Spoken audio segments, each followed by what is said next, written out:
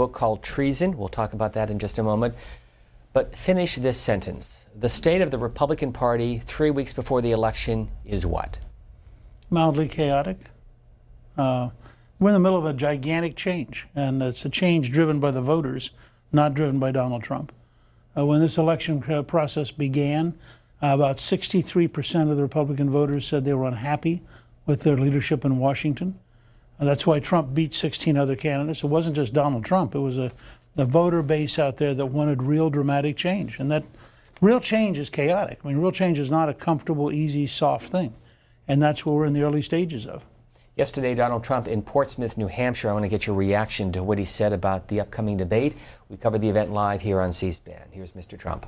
But we're like athletes, right? So athletes, they're making them more and more, but athletes, they make them take a drug test, right? I think we should take a drug test prior to the debate. I do. I think we should. Why don't we do that?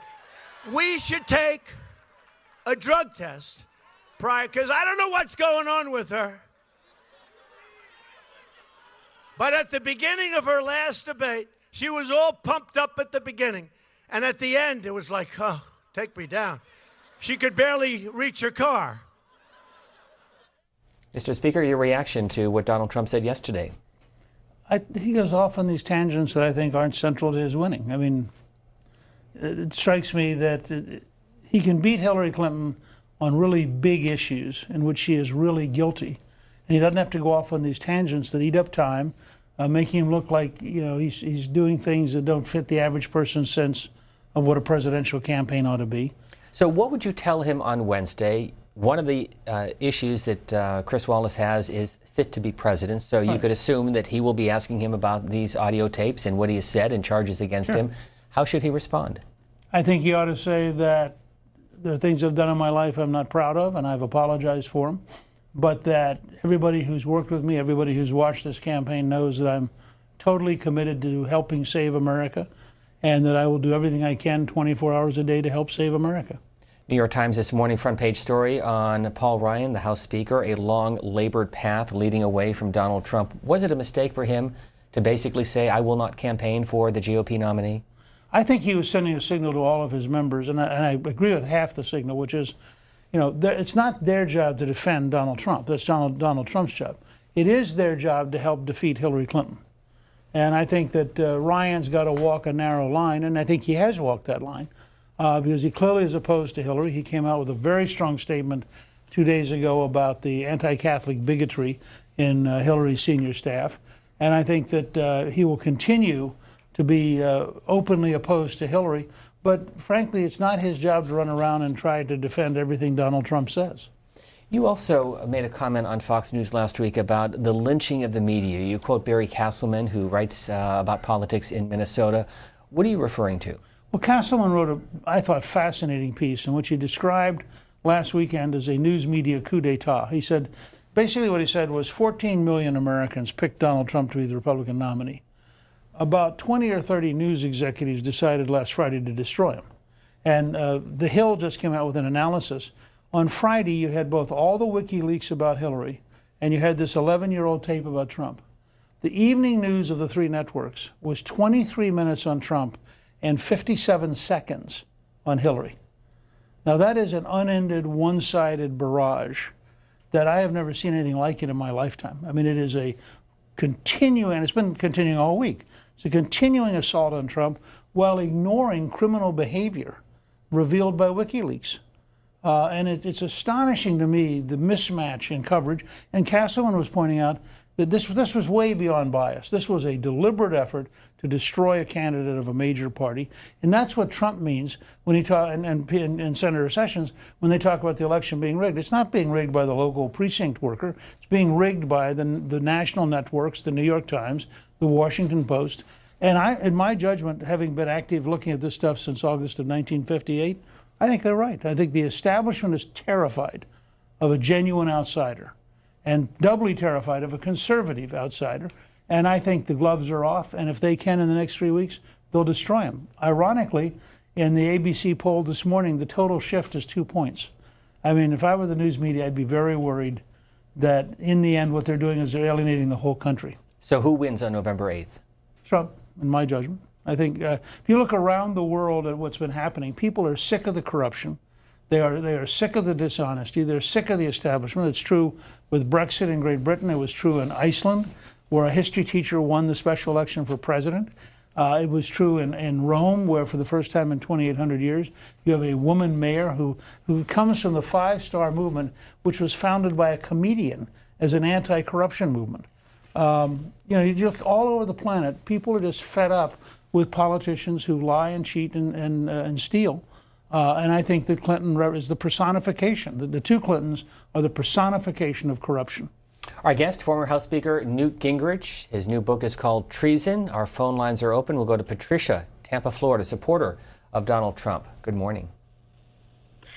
Good morning. Thank you very much for allowing me to speak today. Newt Gingrich, I appreciate your intelligence and due diligence to find the facts for us voters.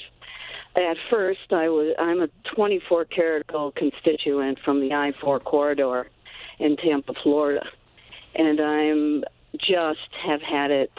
I was initially going to vote another way, but having heard you, specifically you, articulate in such a gentlemanly manner on how worse off our country would be with the likes of Hillary Clinton.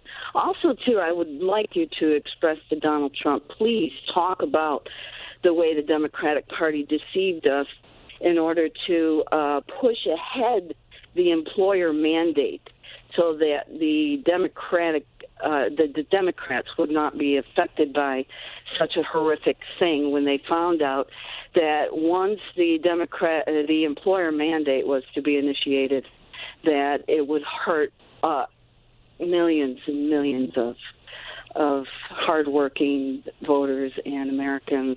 Patricia, thank you for the call. We'll get a response. Well, I agree. Again, one of the examples of why people are so fed up with Washington was that President Obama campaign promising you could keep your doctor, you could keep your health insurance. We now know not only was it not true, we know he knew it was not true, and we know that his aides thought, gee, if he told the truth, he wouldn't get elected. So they just lied. I think people are they're so fed up with all of Trump's weaknesses, and it clearly has weaknesses. He has a level of candor that I think for a lot of Americans is a refreshing change from the packaged professional consultant dishonesty which surrounds us in American politics today. So why, and you've said there's big Trump and little Trump, why does he not move away from the little stuff and focus on the big issues? When you talk to him, what do you tell him? Oh, we talk about it directly, and he's gotten much, much better. But look, here's a 70-year-old billionaire who beat 16 people, including some very, very good candidates, got the most votes of anybody in the history of the Republican Party. And he starts with the idea of, hey, wait a second, I've done pretty well here. Tell me again why I have to change. Now, he's in a different league. He's a potential president. The standards are different than running for the nomination. And he does have to change, and he's gradually getting there. I worry whether he'll get there fast enough. But there's a part of him, he's a great showman. I've been at several of his rallies. And part of this came out of The Apprentice and the whole experience he's had with, Miss Universe and all the different things he's done as a marketer. And he gets into the crowd, and he and the crowd are dancing, and sometimes that's a mistake because when you look at it on television, it's not nearly as exciting as when you're standing there with 20,000 people. Supporter of Hillary Clinton, Guy is joining us from Fall City, Washington, I should say. Good morning. Yeah, Newt. May I call you Newt? Of course. Okay. I'm 80 years old, and you came on my radar screen back in '94, and I figured you were the most brilliant political strategist in my lifetime. Wow. And well, because your contract for America was that's all you heard about for the following year in the newspapers and the television, and it is your strategy has worked perfect. And I want to there's a question I'd like to ask you too. Sure. But we have we have the Democrats have only got 13 governors left, and they haven't had control of the House, but 2 out of the last 19 years, or 21, actually 2 out of the last 21 years. So your strategy worked perfectly well. You are the most brilliant political strategist I've ever known. Now the question, when you retired from the House, was it because of the book deal or the little super PAC you set up, or was it maybe your visit to your wife when she was dying of cancer? What was the reason for your retirement? Well, those are all three very good rumors, none of which are true. My ex-wife, in fact, the so-called visit, which my daughters were with me on, was in 1980, long before I became Speaker of the House. The book contract I signed was in 1994, long before I left the House. I didn't set up the American Solutions, which was not a super PAC, they didn't exist back then, until after I left the House. The truth was I had burned out my welcome. I was such an aggressive, change-oriented speaker. I pushed so many different things. We reformed welfare. We balanced the budget for 4 straight years. We did a number of things, and the members just got tired of it. And they got tired because there was turmoil all the time because we were pushing and pushing and pushing. And I finally realized the truth was, after the '98 election, that they were worn out and I was worn out, and it was time to go. So I left. I was very comfortable leaving. And I've had a pretty remarkable career since then. So I'm very happy having been Speaker of the House. It was a great honor. Very happy having served the people of Georgia for 20 years in Congress. That was a great honor. But I'm also happy writing books and making movies and doing other things. Have you had any conversations recently with former Speaker John Boehner? No, I actually haven't. I probably should give him a call. He's a great guy and did a very good job. People tend to forget John is the guy who led the party back into the majority. He was the conference chair when I was Speaker. And he came in '94 when he became Speaker, correct? Well, no. He had come in, I think, in '90, because he was part of the gang of 7 that were reforming the House. And he became conference chair when we became a majority. And he did a great job. John is a very, very competent guy. Treason is what? Book number what? Oh, I think it's probably 28 or 30, depending on whether you count some of the side books I've done. This is a nonfiction book? No, this is a novel. And what we did is we said, okay, we know from the Soviet archives that they had about 500 agents in place in the American government in the 1940s, some of them very high up. What if ISIS had 2 or 3 people who were loyal to ISIS but were in significant American positions? For example, they were in the FBI high up, or they were in the Department of Homeland Security. How dangerous would that be, and how could that affect things? And so we started from there and developed a novel which is very fast-paced and gives you a real sense about how real the terrorist threat is, draws on things like what's happened in France, what's happened in Belgium, what's happened in Germany, and weaves it into an American story. And I think people will find it both very entertaining as just sheer fast-paced writing, but also it'll teach them things about bureaucracy and politics and terrorism that I think will be helpful in furthering the national conversation. As you know, Vice President Joe Biden on NBC's Meet the Press this morning indicating that the U.S. is preparing for a possible cyber attack strategy against Russia. Will we? Should we? I think we've got to be very, very careful. I mean, to the best of my knowledge, there is no proof that the Russians are engaged in what we would call a cyber attack strategy. And the truth is, if it involves hacking, the National Security Agency is the leading hacker on the planet, and we do a lot of stuff to learn about what foreign leaders are doing. You bring your own stuffed animal, so what's this all about? Well, Callista has now written 6 history books for 4 to 8-year-olds in which Ellis the elephant teaches them American history. Her newest one is Hail to the Chief. Ellis introduces 4 to 8-year-olds to the American presidents. And they just now created an Ellis the elephant plush toy at Gingrich Productions, made in America. It's very cute. Little kids love it. And so I thought I'd bring it along and sort of have show and tell. You brought it on Sean Hannity's program. What was his reaction? He was startled. I called him afterwards and he said, in the middle of an election year, you bring up a toy elephant? And I said, yeah, he's cute. Well, this is the toy elephant. We'll go to Faye in Belton, Missouri. Good morning. Go ahead. Thank you, C-SPAN. Excuse my voice, but my Thank you. Thank you for C-SPAN. It's all about temperament to me, very much so temperament. I don't think that Donald Trump has the temperament. I don't care what he says. He does not have the temperament.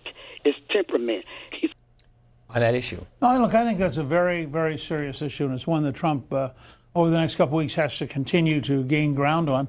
It's also true that the stories about Hillary Clinton blowing up and being angry, and even the most recent story about throwing a glass of water at one of her staff immediately after the national security debate when she was really, really unhappy. I mean, those things are all there. The challenge we have is you have an amateur in Trump who's a brand new outsider who's never been in politics and who has great strengths, and he has some weaknesses. You have a real professional in Hillary Clinton who first got involved with Joe Lieberman's state Senate race 46 years ago, but she and her husband have a record of corruption and dishonesty that is so great that to take that into the White House it's not a test of temperament. It's a test of whether or not the rule of law will survive. And so I think people do have a serious conversation and a serious decision to make. Which of these two risks is greater, and which of these two is a larger threat to the United States? And in my case, I am convinced that the more we learn from WikiLeaks, the more we learn just from watching what's going on, that the danger of the Clintons corrupting the entire system is so great that I'm willing to take the risk of temperament with Trump. But that doesn't mean it's a sure thing. He will be different, and by definition, you want somebody who's going to be a change agent. Change agents are different. Whether it is Steve Jobs creating Apple, or whether it is Henry Ford inventing the modern automobile. These kind of folks who are entrepreneurial change agents are different than corporatists who rise inside the system. Same question I asked Terry O'Neill. If elected, would you serve in a Trump administration? I would certainly work with a President Trump to try to rethink the entire federal government. And why does Donald Trump continue to talk about Hillary Clinton's health? Is there something there? I don't know. I think he's fascinated with it. He has an intuition about it. I can't tell you. I mean, I will say this, that he's done things in the past, taking on Jeb Bush, taking on Marco Rubio, that I wouldn't have done. And when he first did it, I thought, well, that's not going to work. And then I watched it work. So, I mean, it may be his balance off, because he knows that there's a real effort to say that his temperament is wrong. And I think what he's trying to say is, yeah, and she doesn't have the physical stamina to do the job. So there's but it's not something I'd harp on. At FoxNews.com, you wrote the following: Hillary Clinton's dangerous dream of open borders. We finally know why Hillary Clinton refused to release the transcripts of her paid speeches to bankers and special interests. When her staff assembled a list of the most damaging comments in those transcripts, they must have immediately seen what they could not afford to the material ever to be made public. You went on to say that a dream of open borders would send the wages of incomes of millions of Americans into a free fall. At the same time, it would mean an explosion of welfare costs for the states and federal government. Hillary's dream would literally drive Americans and America bankrupt. Well, I mean, she says, and this isn't a secret speech to Brazilian bankers that they paid her $225,000 for. Earlier, they'd paid her husband $400,000. And she says to them, my dream, and dream is a pretty strong word, my dream is of open borders in the entire Western Hemisphere. Well, first of all, if you look at the Mexican drug cartels, you look at the MS-13 gangs in El Salvador, or you look at the cocaine cartels in Colombia, open borders would be a disaster just from that standpoint. Second, there's 600 million people that could cross an open border, some of whom have wages. You know, the Clinton State Department lobbied against raising the Haitian minimum wage from $3 a day, not an hour, $3 a day, to $5 a day. Now, if we had truly open borders and you're sitting in Haiti and you're thinking, let me get this straight, I could earn $3 a day working in Haiti, or I could go to the U.S. and have a $15 an hour minimum wage. Gee, I wonder which I'll do. I think Gallup once estimated in their world poll that there were 165 million people who were prepared to move to the U.S. if they could figure out how to do it. Well, how do you handle all that? And if you look at Southern California, you look at the number of people on Medi-Cal who are not legally here, the cost to the state of California, it's pretty breathtaking how expensive this could be. And that's why I get furious with the news media. They spend 23 minutes on a tape from 11 years ago, and they skip this kind of material coming out of WikiLeaks.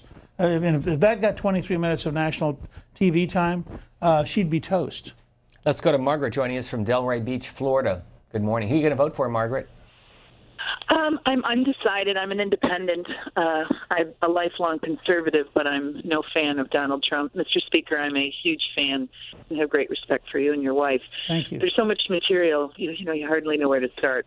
First, I want to say quickly, it's so interesting that Vice President Biden now is going to do his hacking machine talk so we can downplay the WikiLeaks. It's so depressing. I'm 54. I'm a Roman Catholic. I'm married to an immigrant who came here and made his way. We raised our kids. We've never been on public assistance. We've never been told. My husband never thought he was owed anything. He came here and assimilated. And I always tell my many liberal friends, I'm in social services, there's nothing more insulting to a minority or an immigrant than a progressive liberal Democrat. And what's interesting to me is the temperament. I don't care for Donald Trump. I never watched his show. I never cared for him at all. But I think this is so interesting that if you package it in a smooth, low murmuring speech, and I think she's very smart. Nobody would question how smart Hillary Clinton is. But the idea that this woman, because she talks quietly, is going to do something good for this country or women. I remember very clearly when Bill Clinton smeared and was so shamefully embarrassing, so disgusting, degenerate. And I remember then that we shouldn't have asked the questions. He should never have been asked that. The only reason he lied is his private life has nothing to do with how he would govern. And while I'm no fan of Donald Trump, suddenly, and I didn't hear Miss O'Neill come out and talk about how now did not defend any of those women, how Hillary's shameful treatment of those women, how Hillary did not pay women equally in her own cabinet, how Hillary and Podesta referred to needy Latinos. They're the biggest hypocrites in the world.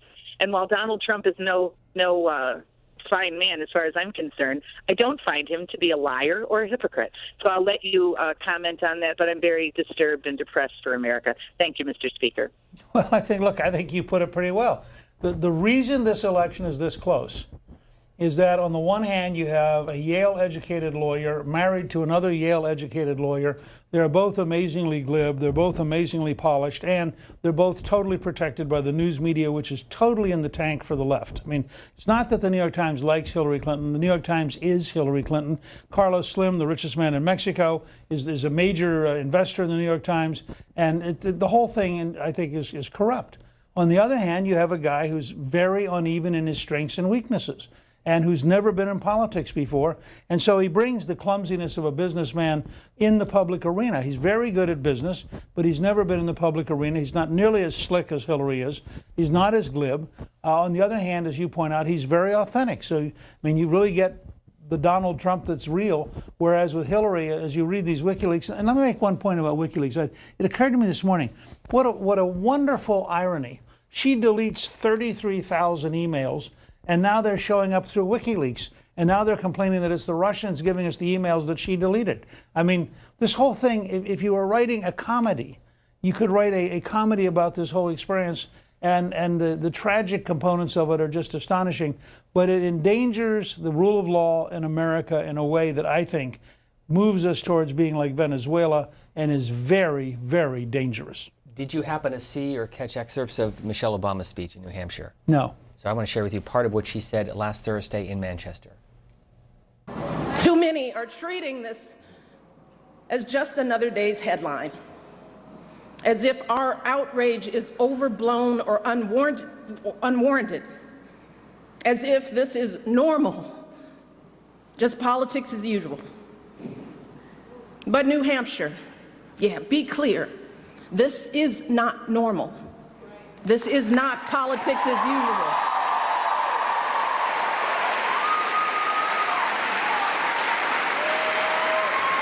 This is disgraceful.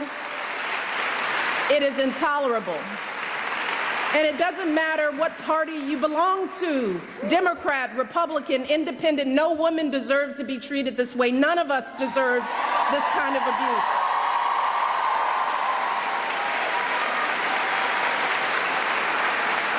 And I know it's a campaign, but this isn't about politics. It's about basic human decency. It's about right and wrong.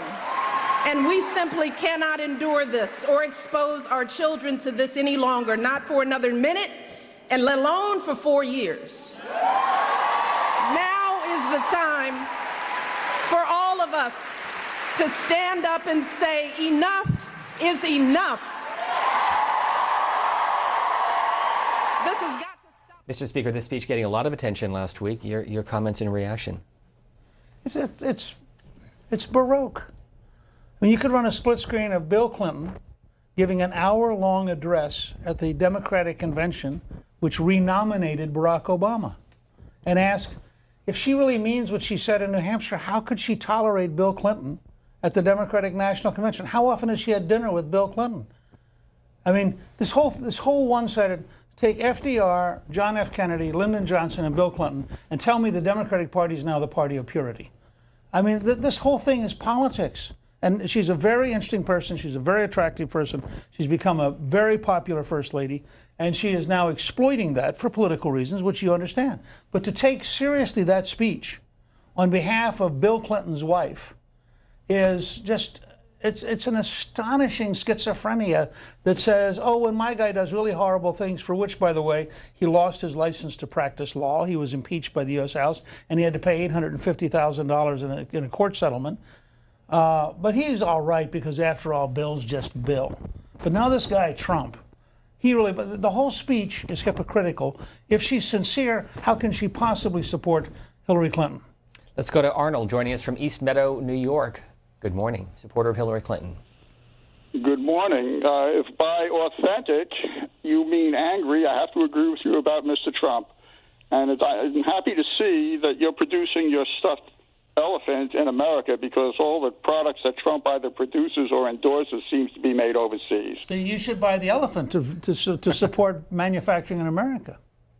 Well, it supports a little more than manufacturing in America. There are a lot of products that you... Go ahead, I'm sorry. Because supporting a cause. But anyway, when you talk about Trump, he really doesn't have any kind of legislative record to fall back on. He just speaks about his, great business acumen.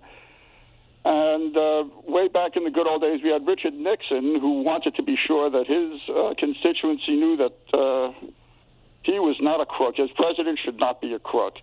Well, they released his tax returns, and we saw there was a little chicanery about a book deal and the way he handled his profits. Why aren't you insisting that Mr. Trump release his tax returns to the American people? His excuse about IRS audit, he can release them if he so chooses. Even if he doesn't release the ones that are under audit, let him release the 20 years previous. Look, I've thought all along that he ought to make an offer that if the Clinton Foundation will reveal all of its records, that he'd reveal his tax records. But when you can't figure out, for example, exactly how many $1 million the Saudis gave to the Clinton Foundation, or how many $1 million that the Qatar or the UAE gave to the Clinton Foundation, it's a little bit much for Hillary to then be pious. And when you can't figure out what was in her 33,000 deleted emails, a little hard for them to be the party of transparency and honesty. I'm not defending Trump. I'm just saying we are in a very messy election cycle, and both sides have covered up a lot of stuff. So let's get this on the record. Where did you find the U.S. manufacturer of the elephant? I didn't. Callista did, and they're in Arizona. And they worked with him for like 3 months to get Ellis just right. And we tested it out yesterday at a Barnes & Noble, where they have a Bearsy, which is the Barnes & Noble Bear, and or Barnes, I guess he's called. And so we had the two of them together. And little kids, this was the first field test. It turns out little kids like the elephant. Is it hard, in all seriousness, to find American manufacturers of these products? It is, and it's probably twice as expensive as it would be if you bought them from China. But we felt we had a real obligation. If you're going to teach American history to American kids, you ought to do it with an elephant made in America. Let's go to Ken, joining us from Derry, New Hampshire, with former Speaker Newt Gingrich and a Fox News contributor. Good morning, Ken. Steve, good morning. Nice to talk to you again. First of all, I want to congratulate you for being in the bullpen, if you will, for the upcoming debate that was thanks. The last debate. But, Mr. Speaker, pleasure to talk to you today. I did have the pleasure of meeting you and Callista once here at Pinkerton Academy in 2012, so that was very nice. My question is, And I wonder why, in defense of who is has control of Congress. In other words, when President Bush, when the liberals blame President Bush on the economy going south in 2007, to me, the timing of that is that the Republicans lost control of the House and the Senate. Therefore, the downfall. If you take that back to the Clinton administration, he got a lot of credit, and I give him due credit for working with Congress, but Congress was controlled by the Republicans. So, and I actually did a graph over the last, say, 40 years, and on it is, if you look who's president at a certain time, then who's in charge of Congress at a certain time over that period. When the economy's on an upswing, doing good, the Republicans are in charge. When it's not, the Democrats are in control. With the exception of President Obama, who the argument always is by the liberals that they don't work with Obama. Well, when a president usurps Congress on a regular basis, that's kind of makes that an argument to not very strong. So I wanted to get your thoughts on that, why that isn't an argument when they say, I guess going back to Bush first. Ken, thanks, because we only have a few minutes. We'll get a chance for him to respond. Thank you for the call from New Hampshire. Yeah, I think that there's some case to be made for that. When we took over, the first years of the Clinton administration had not been particularly good. The stock market was stagnant. The economy was relatively stagnant. We passed a series of regulatory reforms, tax reforms, welfare reform, balanced the federal budget, and the economy took off. I think that part of what happened in 07, 08 was that the scale of the shock was so great that the Bush administration literally was just coping every single day with a world that looked like it was falling apart, and there were no political considerations. And then Obama had a great opportunity, and I think he blew it in 9 and 10. The country saw how far to the left he was going, and in 10, John Boehner led the House Republicans in a great campaign, basically built around the phrase, "Where are the jobs?" And I think that it was very impressive how the Republicans came back in 2010. Was NAFTA a mistake? Did it work out the way you expected? You supported it. Bill Clinton signed it. Donald Trump is running against NAFTA. I think at the time it was probably the right thing to do, but I also think that we needed a mid-course correction probably early in the 2001, 2002 period. We really underestimated, and it's a combination of bad American tax policy, bad American regulatory policy, and having a nearby market. In many ways, the U.S. government, by its tax and regulatory policy, drives companies out of the U.S. And so with Mexico as a relatively safe place nearby, we, in fact, grew the Mexican economy dramatically. They have a much bigger middle class today. But we did it at the expense of lots of companies that left, particularly the industrial Midwest. And I think we didn't anticipate how big that change would be. But a lot of that's bad American policy. Our tax code is terrible. We drive companies out of the United States. Our regulatory policy, particularly on energy, has been terrible. We drove companies out of the United States. And if anything, I think Clinton will be even worse than Obama, and Obama has literally driven several million jobs out of the U.S. by his tax and regulatory policies. Two final points. I know you have an appearance on Fox at the top of the hour. Is Speaker Ryan firmly in control? Will he stay on as Speaker after this election? Paul's brilliant. He's hardworking. He's a very decent guy, a great family man. I can't imagine any serious challenge to him. And I think he will be Speaker for a good while. And I think his program, in a better way, the whole range of things they're doing, is a very impressive effort to lay out a reform agenda that's positive and sophisticated. And I think it'll be fascinating to watch him, whether it's with Trump or it's with Clinton, because he's a very strong guy with very real ideas. Any concerns that the Republicans would lose either the House or the Senate? Well, you have to be concerned about the Senate because it's so narrowly divided, although we're doing much better.